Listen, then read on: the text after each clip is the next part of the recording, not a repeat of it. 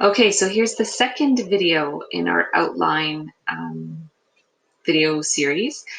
We last video did the introduction. Now we're moving right on to the points, which are called the body sentences.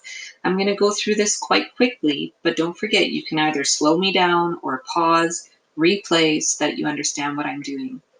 So our first point that we made in our topic sentence was we were going to talk about how easily the fruit bruises. I'm going to take that straight from the topic sentence and move it down into make a point sentence.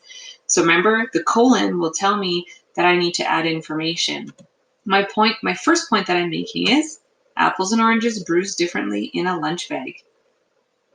Now, I need to now talk about the difference between each topic, right? So first I'm going to talk about an apple. I need to give an example and an explanation. So I need to tell my reader what happens to the apple and why it matters. Those are the two things I need to do. Now, I've done it in point form, but when I go to write my paragraph, of course, I have to fill these ideas out and make sure that they are full sentences. So my example is that an apple bruises easily because it has a thin skin. It's mushy and it has mushy and unappetizing brown spots by lunchtime. So we kind of risk the student throwing an apple away instead of eating it. Now, in a comparative paragraph, transition words and phrases are super important. So when you are doing your outline, please have your transition words ready to go.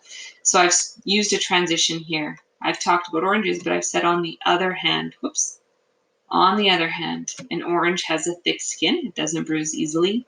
That's my example. Now I have to say why it matters. It matters because the orange will be in perfect condition by lunchtime.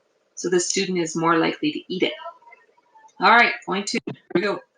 So in my topic sentence, I said I would then talk about the equipment a fruit needs. So that's what I've done, and it's a full sentence. It's a point sentence.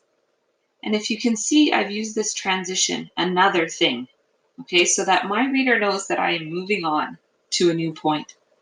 Now I'm going to talk about apples. I need to give an example. What kind of equipment does an apple need? Well, no equipment. There's no need for it to be peeled or sliced, okay? Why does that matter? Well, it matters because lunchtime is short, and being able to eat quickly is a plus.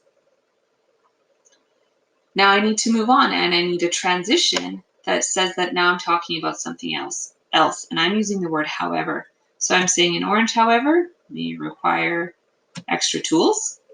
Now, it needs to be peeled, so there needs to be a knife or a plastic orange peeler.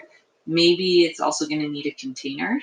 Those are the examples of what kind of equipment that fruit will need. And now I need to say, why does it matter? Well, overall, the orange is more work, which could be a problem. All right, point three. See this transition word that I've used here, finally? I'm letting my reader know that this is my last point that I'm making. So finally, students need to think about how much mess each fruit will produce.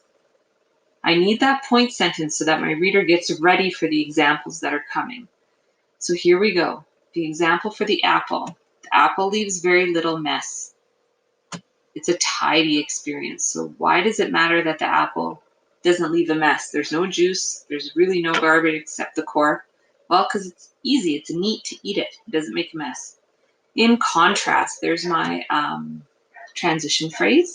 In contrast, an orange is full of sticky and sweet juice. It will leave a mess. There's peels. There's the container. Why does that matter? Well, an orange might be tasty, but it is also messy. I would now like you to go into your desert island outline, and I want you to complete the outline for the body sentences, all of these ones, point one, point two, and point three, and then click on the third video so that you can go and outline your conclusion.